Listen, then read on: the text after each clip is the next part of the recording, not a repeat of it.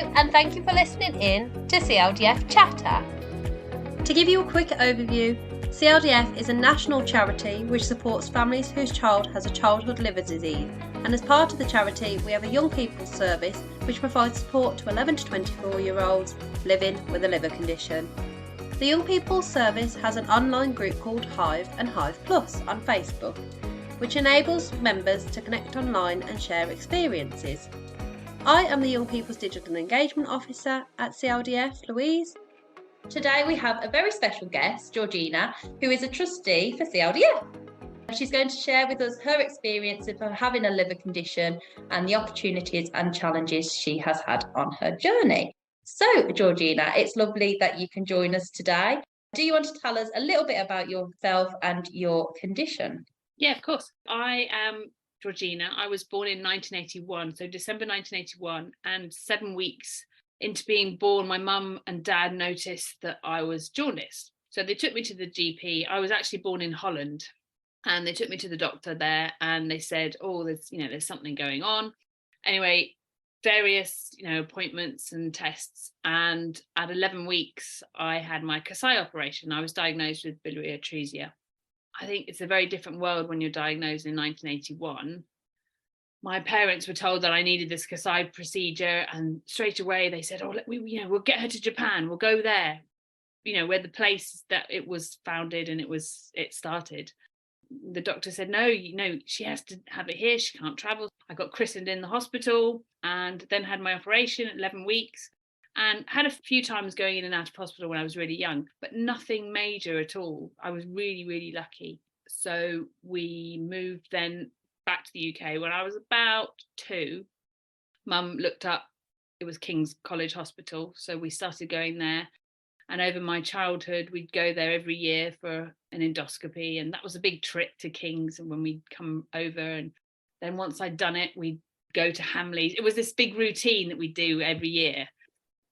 I didn't really have any issues when I was little. I didn't do contact sports. So did lots of swimming, did some tennis, did some horse riding, things like that. I remember my parents saying quite repeatedly to my sister, "Don't watch Georgina's tummy, don't," when we were tussling or fighting or whatever. That was just the way it was, and we just carried on going and went to school, didn't have very many sick days off. I was extremely lucky. I think when I went to university, that was when my mum started to worry. We got this medical alert bracelet, so I had that just in case, everyone knew if I collapsed. I remember on my school trips before the medical alert bracelet, my mum used to put folded pieces of paper with my condition and that I couldn't have aspirin on this piece of paper. So I had it in like every single pocket of my jeans or in my backpack. I had a little note saying that. I know the teachers were very aware of it. My brownie leader was aware of it. But luckily, nothing major was different in my life based on my diagnosis, really. It was always in my mind. I tried really hard not to let it sort of stop me from doing anything that I wanted to do. Thank you for sharing. And yes, the young people that we support when they go to hospital, they normally get almost like a little trip out of it. And like you say, going to Hamleys was one of those things that it's a memory of yours, but it just makes that process a little bit easier because it's something to look forward to when you've got to do like things that, some of our young people especially have phobias towards some of the procedures that happen at hospital. So it just makes that journey a little bit easier. And with a Kasai, you've had, like you say, a journey that's been pretty smooth through your childhood, adolescent, and that's positive to hear. Great that you've obviously shared that, and they can really relate to the fact, like you say, contact sport is a bit of a no-go as well. Yeah. So there's so many listeners out there that yes, they'd love to get involved in contact sport, but it's one of those choices that it's like actually it's the advice is not to. I mean, today's like you're talking back to what was it, 1980?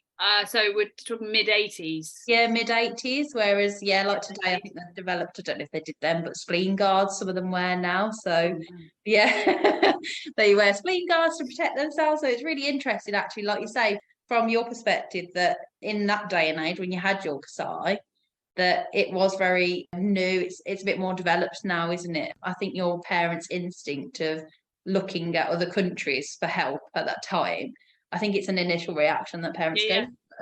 Kings have such a very good reputation now, and going on today, these Kasai procedures. So yeah, well, I had mine at 11 weeks, which is considered quite late, I think, in the grand scheme of things now. I think they want to try and do the Kasai much earlier, whatever have happened. But, you know, it's been a good outcome. thank you for sharing a bit of an overview about yourself and obviously your journey at that point. So you've mentioned your Kasai and how you lived a fairly normal life, but we know that changed towards your adulthood, and you ended up needing a transplant. What was that process like when you were told that you needed a transplant? So I was really well. I went to university, met my husband, we got married, and we decided we wanted to have kids. So I had spoken to my consultant at the time and said, you know, I really want to have children. What's the advice? And she said, you know, just come to us when you are pregnant. So I did. I informed them straight away. When I was 23 weeks pregnant with my daughter, I had an internal bleed. I had a variceal bleed. Mark and I went away for a wedding in Germany, and I had had an endoscopy a few days before, and they'd seen a few varices, but they said, you know, nothing's to worry about. So I said, you know, am I allowed to travel? They said, yes, of course. Anyway, started to bleed when we were away. And I said to Mark, this has happened. So I called my mum straight away, and she said, you know what? I'm buying you a flight back from Germany. So I flew that day from Germany all the way to Heathrow, got a taxi just straight to King's. It was like King's was like my homing beacon. So I went there and arrived at A&E and told them my symptoms and things. Anyway, they found that I had a variceal bleed and I needed an endoscopy, and I had the varices glued and banded. And they said that's because of when you're pregnant, you have a sort of 50% increase of your blood in your body. So just the increase of the blood in my body was enough to make that portal hypertension dangerous. So I was in hospital for a couple of weeks, and the consultant said to me, look, you can either stay in the hospital for the remaining 4 months of your pregnancy, or you can go home and just not leave. So I was at home for 4 months, which was actually really hard, but incredibly worth it. So that was the first time I'd had any sort of, I had a couple of bouts of cholanditis when I was younger, but nothing that needed antibiotics. My body just kind of sorted it out. So then I was put on beta blockers, and I remained on those until it was May 2019. So I even had my son in the middle of that, and I had no problems with him. So I've got 2 very healthy children. They're 9 and 6 now. But May 2019, I wasn't feeling great, and I had another variceal bleed. I knew the symptoms, so I went straight to King's again. They diagnosed me, had an endoscopy, and, you know, banded and glued them. And the consultant then said, look, you know, you're not pregnant, so that's not caused this. This has happened. You're on beta blockers. Let me do a few tests. We did a few tests, ultrasounds, you know, CTs, MRI, all that jazz. And they said, look, I think it's time to be listed, really. And actually, that was a real shock. I think what I felt was I thought I'd have more of a run up, more of a, you know, this is going to be happening in the next year or so. But all of a sudden it was like, actually, you need to be listed now. So I was listed. One of them that you just feel like you probably would have noticed more signs and thought, actually, exactly, yeah, this is what's going to happen next. And actually that preparation didn't happen, did it? It was no preparation at all, really. Yeah. It was like, oh, I've had this bleed, you need to be listed now. So my liver, it was obviously just a sign, my liver saying, you know what, I'm done. This is it. This is what I'm telling you. And they listed me in the June 2019. And so I was 5 months, almost exactly to the day, on the waiting list. I was really lucky again, and then got my transplant on the 3rd, 4th of December. It was in the night. So yeah, that's the rest of it. So I was 5 days off my 38th birthday. So when you think of only having a Kasai and not needing a transplant for that length of time, I was really, really lucky and really grateful, actually. I was going to say, yeah, the Kasai did, like you say, support your original liver to go through pretty much all your adolescent life into adulthood. It did, children and everything. I think really well. I think the statistic is something like possibly about 80% of children need it by the time they're 20 need a Yeah. transplant. They've had Yeah. I didn't think I was on borrowed time, but I was very aware of how lucky I had been up to then, really. It just goes to show, doesn't it? They give you advice and they say obviously that you potentially need a transplant in the future, but the fact is obviously that might come sooner for some, and obviously in Yeah. your case it come a lot later. So Yeah.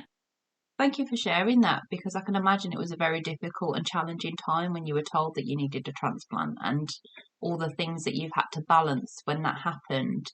I can imagine it was a big challenge, but definitely worth it now. So thank you again for letting everybody hear about your story, because it's very personal. I know that you've never let your liver disease define you, because you've done so much and achieved so much. So I just wanted to explore, and obviously for other listeners out there who maybe are having a little bit of a difficult time and been told news that they don't necessarily want to hear, that actually there is a positive, there is a light at the end of the tunnel. And when that time comes, it can lead to many opportunities and big achievements. So I want to just explore that you've had many great opportunities thrown at you, and one of them being that we're aware of, because you are a trustee of CLDF and you did complete the London Marathon. So how was that experience for you? Well, before the London Marathon, I did South London Run. It was 10K. And I did it, I don't know, I think maybe 3 years before the London Marathon. So I did the London Marathon in 2010. So raised money for CLDF then. And then, as we know, CLDF quite frequently has places available in the marathon. And I was in one of those phases where, you kind of, if you get the opportunity, you kind of have to say yes. I'd done the 10K. So I was like, foolishly, I thought, oh yeah, I could do a marathon. The CEO then said, look, we've got this place. Would you be interested? And I said, you know what? Why not? I'll do it. So started training, got a bit of a training plan. I wasn't the fastest, I have to say, but you know what? I completed it and I raised a hefty sum for CLDF. But every step I took on that run, I was sort of working out how much each mile was worth for the charity. And I think that was the biggest motivator. And actually, it's one of the best days that I've had, running across Tower Bridge, and I heard my friend shout, "Go, Georgina!" And I was like, I can do it. And me and my flatmate at the time was doing it together. She was doing it for another charity, just so happened to be doing it too. So we ran it together, and it's an amazing experience, and it was an amazing day. And I'm so pleased and proud that I did it. And then I just met Mark at the time, and I think he had this sort of attitude as in, if she's done it, I can do it too. So 2012, he did it for CLDF. And then my aunt did it, and my cousin did it. So I think I've managed to get about 6 or 7 people to run it for CLDF, just because it's a great opportunity and it's a great day. I sold it to them. It's incredible, isn't it? And I can imagine, at the time of training, how was that? It was when I didn't have kids and I wasn't married. It was kind of, I was living with some flatmates. I think if I tried to do it now, I wouldn't have enough time to sort of eat and sleep and train and do everything else that you need to do. It's huge, it's massive, but yeah, really pleased that I did it. Did you manage that training well when you obviously you had your Kasai? Did you find the training to be okay? Or... Yeah, the training was fine. I wasn't on any sort of medicine then, so I was just living a normal life, so I didn't have any medicines to make me tired or anything. I just got on with it. I don't think physically it had any effect on my training or the day. I felt relatively normal like everybody else. It was exhausting, but nothing particular outside of that, based on my condition. It's just interesting because a lot of our young people, for instance, they'll look for opportunities, and it's just about, like you say, going for it, saying yes and giving it a go. And in your case, obviously you did finish the London Marathon, but it's just that experience you get from it. So there are always highs and lows to having a liver condition, and that would be probably one of your highs. Oh, massively one of my highs. And it's one of those achievements that, like you say, you've done prior to when things changed. Life was balanced, your liver condition was balanced. So it's just an amazing opportunity for everyone to hear that things can be achieved. And it's incredible because some people just don't get to do that, do they? Exactly. And the fact that I quite like to, if I'm like exhausted and I'm out and about and I'm running after the kids or whatever, I quite like to remind myself that actually I did run the London Marathon. It is possible, it is capable. I have to remind myself that I did it. Exactly, it was an achievement that you did do. It's amazing that you shared obviously your story in terms of like your journey and one of the opportunities that you've been given. the positive sense of having a liver condition, that opportunity of being connected to a charity and having that opportunity to run a London Marathon. But obviously, this was a time when your Kasai and your lifestyle was very much balanced. And I just wondered, from your experience, how was it throughout your childhood and your adolescent journey? How did you manage that thought of potentially one day I would need a transplant? Because I know that some young people do struggle with that thought. How do you get on with daily life knowing that might be a possibility one day? It's funny because if I was ever having to explain it to anyone, my condition, I get a lot of questions about why I wasn't drinking alcohol or whatever. And I'd say, this is what the problem was. And they'd say, they were really curious about the condition. And I'd say, if it ever gets any worse, I would have a transplant and that would be sorted. And I used to say it. I never was 100% sure whether I believed it. In hindsight, I used to say it, but didn't really fully, not believe it, but really understand it. So I think it was a bit of ignorance is bliss. It doesn't work for everybody, but I kind of tried not to think about it too much because I didn't ever want to have it sort of stop me from doing anything or hold me back. I kind of felt, when the time was right, that would be the worrying time. But that time wasn't now. And I tried to kind of live by that, really, not let it hold me back and not let that worry hold me back, because I knew that was always going to be my sort of stopgap. It was always going to be the option if things did get worse, and I had to sort of trust the doctors knew when the time would be right, and they did. I think that's what I tried to do, really. Again, imagine if that was the case, if you did let that play on your mind daily, that's many, many years. So it's really reassuring in the sense that a transplant could be way in the future, and to live your day thinking about that possibility, it's really not worth it, is it? Because it's literally going to impact your life greatly thinking about that. So I think some of the best advice our young people have listened to is like, live each day as it comes. Yeah. And I don't know if that's something that you took on board, but no, absolutely. Yeah, it sounds very cheesy to say, but every day is a gift, right? So you want to make it the best day possible. And I think if I thought about, well, I might need a transplant, or it might be today or whatever, it would have changed a whole load of decisions that I would have made in my life. Yeah. I probably wouldn't have done the marathon, for instance. I probably would have thought, that might push me closer to needing, a transplant, when in fact, it was a whole lot many years later that I needed it. So that had no effect on how early I needed it or how late I needed it. If anything, putting yourself out there, doing things that somebody without a liver condition would be doing, it's giving you that sense of achievement and positive thinking. And that's something that, you need to go through life, don't you? So yeah, it's great to see your story and hear it, because it's one of them, isn't it? Some people really struggle with that idea, and others it's almost like if they hear that actually it's just best to live each day as it comes and enjoy every moment and just take opportunity like anybody else would in this world. It's one of them that, you face it when it gets to that point, and there's so much support around at that point as well. Exactly. It's funny. You hear about that theory of, if you worry about something that might happen, you're worrying then, but also you're worrying when it does happen. So you're worrying twice. So why don't you save yourself the worry? I know it's very easy for me to say, later down the line, but I think a good way to live, really. Yeah, definitely. Yeah. Half the worry. Exactly. Rather than double it. So no, completely understand your point. It's easier said than done. Yeah, but absolutely. When you've got things like, you say, a London Marathon or friends and parties and get-togethers, it's better to just attend them, surround yourself with people that love and care for you. And I'm going to encourage you to actually, like you say, live a normal life. So no, it's great to hear that is something you did take on board, and look where it got you. So, and it's even amazing that, like I said, like being a trustee for the charity, your story's unique. People will, I think, really value in the sense that you can truly understand what people go through. So thank you for that. I just wanted to ask you, during this phase in your life, when you were completing the London Marathon and you were connected with the charity and you were taking on these opportunities in life, you decided to become a trustee for CLDF. So I just wanted to ask, actually, so our young people can hear and find more about you, but what made you want to become a trustee for the charity? Again, I was asked by the then CEO if I was interested in doing it. For that, I was sort of an ambassador. So if a local area had a sort of charity and CLDF had benefited, I went a couple of times and sort of spoke about the charity. collected the check, or something like that. Just was one of the people that was connected to charity but was in the local area, because I was living in London at the time, so sort of South London. I was asked if I wanted to be a trustee, and how could I not say yes, really? There was people on the board at the time.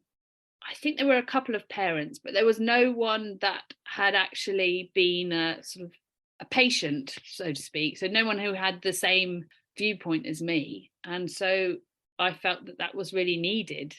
So yeah, we have our meetings, and I can hopefully give some advice on my experience of either the charity or my experience of having a liver condition.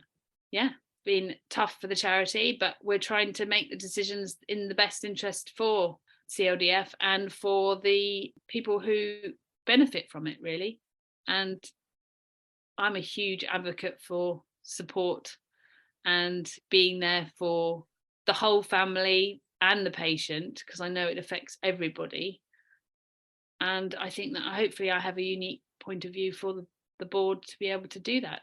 Really. Yeah, definitely. And I think it's one of them that you could be a massive advocate on behalf of the young people, because you yourself was a young person with a liver condition, but also a massive advocate for the families, because you have received transplant as an adult and have a family yourself, so you completely can relate to that. So yeah, I think it's absolutely amazing, and I'm sure all the young people and families listening to this, it just gives them a bit more insight into you as well, doesn't it? Yeah. As I've just mentioned, you can relate to families because you yourself have a liver condition and have a transplant, and obviously have a small, lovely family now with 2 healthy children. But I just wondered, along your journey, and when that time came, as you said, you settled down with your partner and you decided that you wanted to have children. Many of our young people struggle with the idea that actually along the line, will there be complications with the pregnancy? And I just wondered, did that ever worry you? Did you ever have times where you thought about, would it be possible to carry a child to full term? So I was pregnant with my daughter, she's now 9, in 2013. And as I said, I had that episode in hospital because of the portal hypertension. After that, I know I was sent home, but probably every 3 weeks I'd have an endoscopy. I became one of the regulars in the endoscopy suite, and they'd all say hello to me because I'd just been there. And when I had the portal hypertension episode, I was then switched to an obstetrician there who would consult with the hepatologists, because at the time they didn't have sort of a clinic for women like me who had a childhood liver disease but also were pregnant. So it was kind of uncharted territory. So they would put me on the beta blockers and we'd have the endoscopies regularly. When I was in hospital, when I had the episode, they had said, our goal is to get you to 32 weeks pregnant. So I thought, great, 32 weeks. 32 weeks came. Then we had another endoscopy. She was doing fine. I was doing fine. So then it became 34 weeks. It was getting later and later. And, the idea would always be, if she needs to come early, we'd give her steroids and her lungs would be better off for it. So each time we got closer and closer to this goal. By 37 weeks, they said, look, she's not coming. That's really good. We're at full term now. What we'll do is we'll see if you go into labour naturally. They didn't want to induce me because I think an induction is your body isn't quite ready for it. So they said, we'll wait a couple of weeks. And if you haven't gone into labour, then we would have an elective cesarean. So 39 weeks came. She was not going anywhere. So they booked me in for a cesarean. Actually, she was born at 41 weeks, perfectly healthy. So very, very comfortable then. Yeah, really happy in there. The obstetrician that was sort of handling my care, she did the elective cesarean herself. 2.5 years later, when I had my son, by that point, King's had established a clinic. So it was Dr. Penner, who was the obstetrician who helped me, and one of the hepatologists, and they would meet, and I would meet either them both or one of them, and then they would discuss it together. So in that 2-year time period, King's obviously realised that they were getting more women coming who had childhood liver diseases, who wanted to become pregnant and be mothers. That's an idea of the progress, right? So that's just in 2 years, and my son was born in 2016. Yeah, and I can imagine nowadays it is a lot more advanced. Obviously, that was 2016, and we're now in 2023. Absolutely, I'm sure there's a much more regular clinic, and they know much more. I was on the beta blockers, but I had no portal hypertension with my son. Don't know why. I had lots of endoscopies again, so I became a regular there. I was booked in for a cesarean, elective cesarean on 40 weeks, and the night before I was meant to go in, he decided to start coming. So I remember packing my overnight bag, because I hadn't packed my overnight bag because I didn't want to sort of preempt it. So my mum was there to look after my daughter. My husband and I were going to go in the next morning, and I suddenly had this sort of backache and I was sore, and I said, oh, this is funny. It's about 9 o'clock at night. And my mum said, have you ever had this pain before? And I said, no. She said, you need to get to King's. At this point, luckily, we were only 20 minutes drive from there. So we went to King's. They monitored me. He was definitely trying to come. And this was at sort of 2 o'clock in the morning, and I was meant to be calling them at 7 a.m. She said, you can go home and come back, or you can stay here. And I said, I'd like to stay here, please. So my husband went home for a few hours sleep, came back, and he was born 9 o'clock the next morning. So perfectly fine. So it's really difficult, but it's interesting to hear how the hospital sort of moved with the times, so to speak, and the prevalence of how many women like me were around. So that was 2016. So I'm sure, as you said, they're even more advanced and even more aware of the dangers and the precautions that they need to take. So like you say, this was all, again, pre-transplant, wasn't it? So this was with your Kasai, and it just goes to show, yes, like there is a team out there that people can talk to prior to considering that choice. And when the time has come, it's almost that case that there is the care there. And like you say, the teams are there to support that process. So, and look at you now, 2 successful pregnancies with healthy babies. So healthy babies, healthy kids. So having that more regular checkup can sometimes be a benefit anyway, because that throughout the whole process you're always monitored. Yeah, I had loads of ultrasounds, loads of endoscopies. I was always monitored. They always knew what was going on, and that was a huge amount of comfort, really. Obviously, when you've had that ultrasound as well, you always get another sense of reassurance that everything's okay. Yeah, exactly. A lot of women who don't have a health condition, they only get, 2 ultrasounds? I think it's 2. I think it's 2 or 3. Yeah, it's something. And really that's it, isn't it? Yeah. So it's the case of actually having that more regular checkup sometimes can be a benefit. So well, it would have been impossible to not know what genders they were with the amount of ultrasounds we were having. Oh, really? So they said, do you want to find out? I said, yes, please. Otherwise we'd have to have that question every time we did ultrasounds. Yes, that's it, isn't it? So no, but thank you for sharing, because it is one that, especially the female young people, they do question whether what that process will be like in the future. So again, you've got that experience, you've been there and done that. So I always knew I wanted to be a mum, and I knew that we were going to find a way that would make it possible. Yeah, we did. After obviously your children were born and you started to get into family life and being a family of 4, yes? Family of 4, yeah. I know that times got a little bit difficult. As you've mentioned before, you noticed that there was times where you became a little bit unwell, and they spoke about you needing a transplant. That transplant took place, didn't it, when your children were around and your family life was in play? And it would just be really interesting to know kind of how you managed that with your family life in full swing, and that process of having a transplant. Because like you say, when you were younger, you used to just say, oh, I might have to have a transplant one day. But as an adult, it becomes even more of a process to manage, because like you say, you've got that many responsibilities to manage as well. So how was it? It's funny, when I had that bleed in the May 2019 before the transplant, I was feeling really quite tired. I was really tired. And I just thought, maybe this is just what having 2 kids is like. But in hindsight, it was my liver sort of struggling. It was my body saying something's up. But I just presumed that was just, motherhood. And when I got listed, I remember telling the kids, obviously I didn't tell them what I was waiting for, because I think my daughter was 5, nearly 6, and my son was 3 when I had that bleed, and they'd never been away from me. So I was in hospital for a week then. So what happened was my mum stepped in massively. So my mum moved into my house, was there for my husband as well. They used to do shifts. They used to come and see me, and based on what the kids needed, based on what I needed. My dad would come in the evenings because he had the time. He would come in the evenings to see me. My brother would do that after work. My kids kind of were basically my greatest distraction, but also my greatest motivation, right? So I didn't want it to get in the way. The hospital was going to tell me when they had a bed ready for me, and then I would get the call, and then I would have to go. Luckily, it was only 5 months wait because I'm blood type AB, so it's quite rare. So there's a whole lot less people waiting for an AB liver on my list. So when the liver does come up, there's a lot less people to pick from. So 5 months, feeling very fortunate for 5 months, because I know a lot of people are waiting for a lot longer.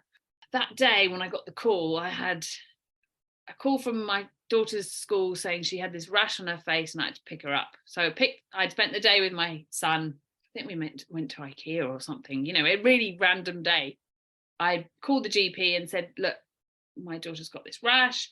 Can I bring her in? Because she'd had it before. They said, yeah, absolutely. So all this time I was on the waiting list. You just have to keep going. You can't really slow down. You can't really stop. But having that distraction was the best thing. If I thought about being on the waiting list all the time, sometimes I'd have panics. I didn't have my phone with me or anything. But so the doctor said, you know, bring her in, 5:30, great. 5:15, I get the phone call from King's to say, there's a liver waiting for you at King's. We're going to send an ambulance. Luckily, my husband had been back from work early. So I said, look, you've got to take my daughter to the doctors. And I remember saying to my daughter, look, the bed's ready for me now. So I have to go to the hospital now and I'll be gone for a little bit. And before this, I had said to the kids, you know, when mummy's better, we'll get a dog, because that was the goal. So when I said to her, mummy's going to go to the hospital now, her first sentence that came out of her mouth was, that means we can get our dog. So my husband took the kids to the GP. 10 minutes later, the ambulance arrived and took me to King's. And then I had my operation, and I didn't let them come in to see me in the ward. I think it would have been too much. They were too young to understand it. But I surprised them 14 days later. Actually, 9 days later, I was home.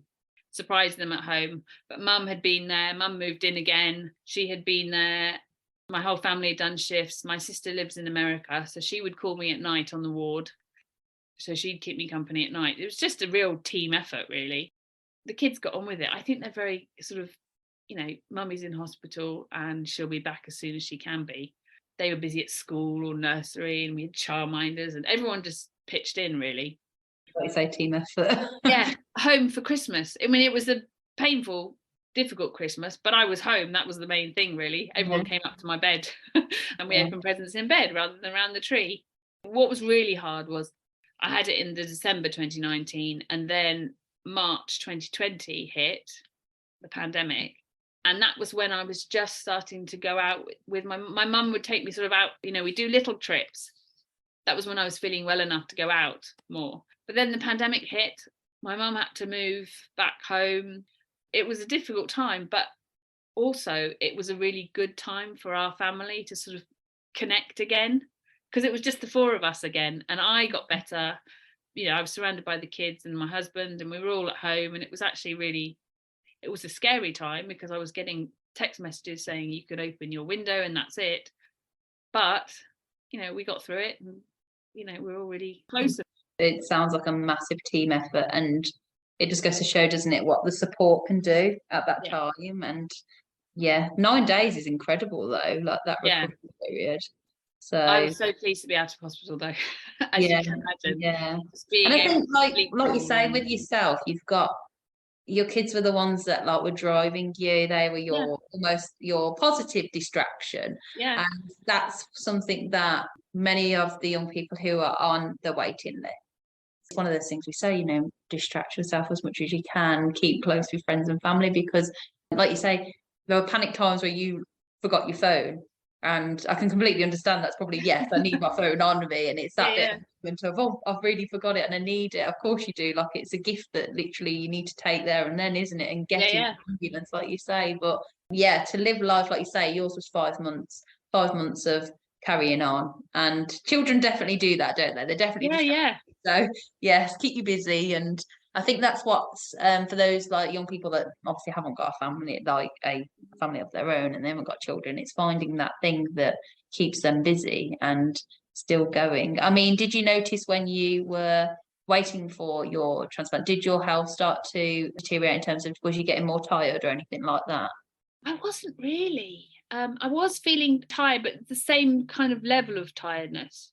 But I had this strange sort of comfort in knowing that I was going to have the transplant, because the scary thing when I look back now is the 2 episodes of portal hypertension that I have. That's, you know, that's a really emergency situation.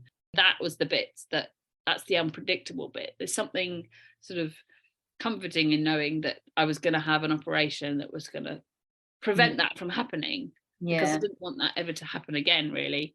Obviously, I was just impatient. I just wanted to get it done. And the closer we got to Christmas, I was like, oh no, it's going to be at Christmas time. And you just don't know. And I get huge amounts of comfort switching my phone off now, because I can.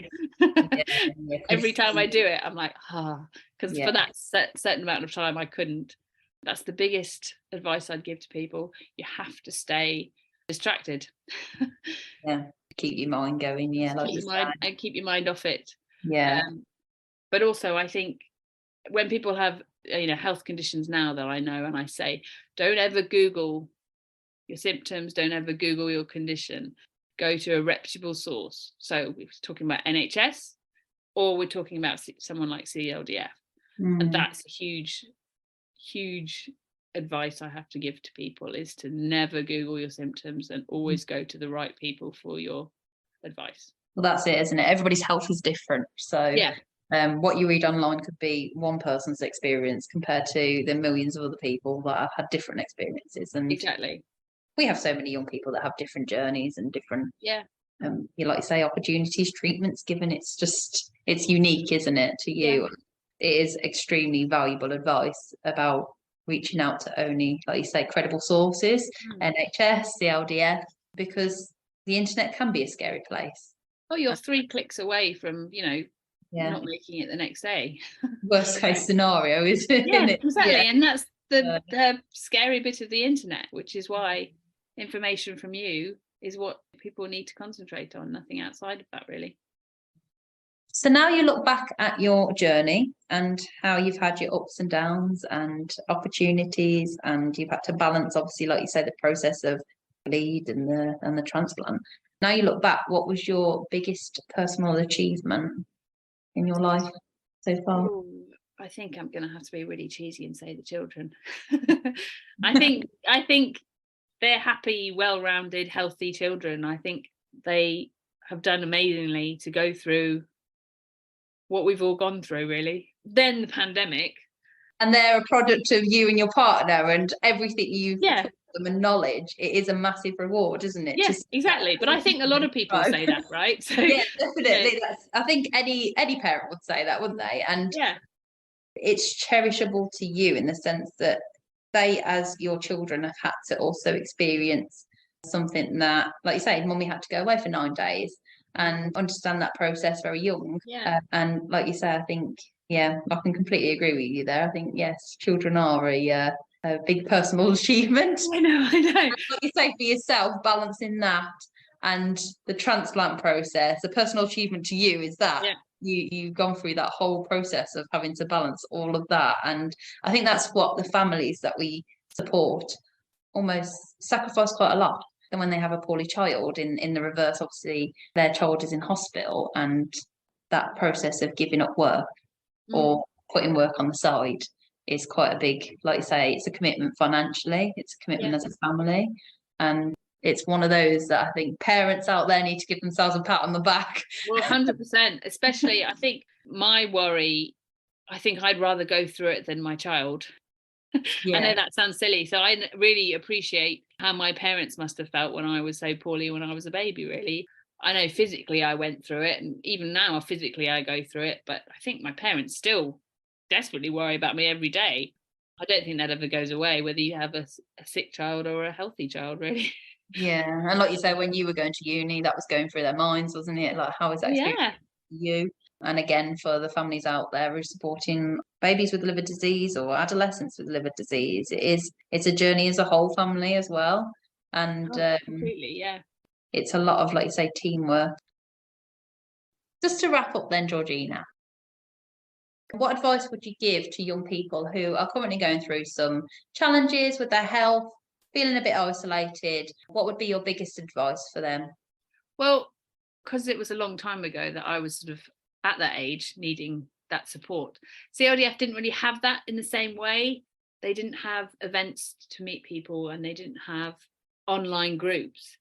So I hadn't met anyone with biliary atresia or childhood diagnosed liver disease until I was about 21, 22, when I went to one of the conferences, the CLDF conferences that we used to do. So I found that personally quite lonely, not knowing anyone with a similar condition to you. Also, it's quite fronting when you finally do meet someone, and you get defined by your. In my childhood and adolescence, I never wanted to have that happen, and I never have had the opportunity to meet anyone. But I think meeting someone in your same boat is so important. You don't feel alone. You can share symptoms or you can share experiences. And that is why CLDF is so important. They have access to so many people in the same situation as you. So I would say that reach out. Yeah. And like I said, it really connects with the fact that you said, keep yourself busy and occupied, and that's what those people can help with. Keep you in the loop, have conversations, let us steam when you need to. So yeah, and I think that is some really great advice, Georgina. Like you say, it's really important to meet other young people who are going through similar situations to you, because it can really help and keep you distracted, as you've said. And that's one of the key things that you've discussed as advice, really, that when you are waiting for a transplant, that can be one of the best things, and that is distraction. And for parents who are out there at the moment whose child has recently had a Kasai, I think they're really going to find this very valuable to listen to, and the journey that you've been on and the achievements you've had. And like you say, your biggest personal achievement in the future was having your own family. I couldn't thank you enough for joining me today. I'd just like to say thank you again for sharing your story, because it is very personal and it's a big thing to share. So I'd like to thank you for coming on to the podcast channel today. And hopefully we can have you back as a guest another day, and maybe absolutely, anytime. So yes, thank you very much, and we can't wait to have you back. And obviously, if there are any families out there that do need some support and advice currently, please get in touch and we will support you all the way through your journey. Thank you. For those that are listening in, it's lovely that you've joined us on CLDF Chatter. I am the Young People's Officer, so if you do need any support from listening to this podcast, or there's any concerns that you may have or advice that you might need, please do contact us on Hive, our online Facebook group chat, or you could email ypo@childliverdisease.org, or alternatively you can call us on 0121 212 3839, and we look forward to hearing from you.